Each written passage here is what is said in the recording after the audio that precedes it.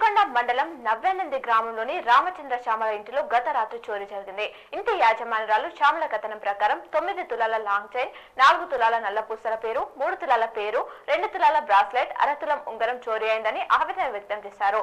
పోలీసులు ఘటనా స్థలాన్ని పరిశీలించారు. డాగ్ స్క్వాడ్ ద్వారా ఆధారాలు సేకరించారు. T20 వరల్డ్ కప్ లో పవర్ ప్లేలో అత్యధిక పరుగులు చేసిన జట్టుగా West Indies record నెలకొల్పింది.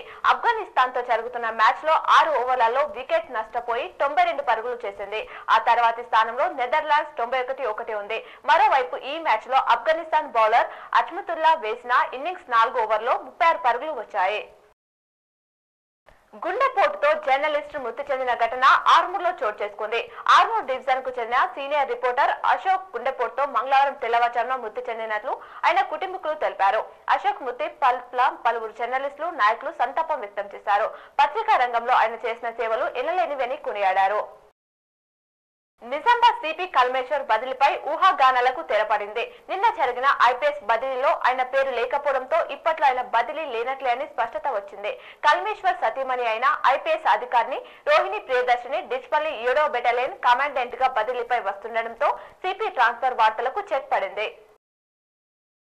BRS parliamentary party నాయకుడిగా మరియు రాజ్యసభలో బీఆర్ఎస్ పార్టీ ఫ్లోర్ లీడర్ గా రాజ్యసభ సభ్యుడు కేఆర్ సురేష్ రెడ్డిని కేసీఆర్ నియమించారు.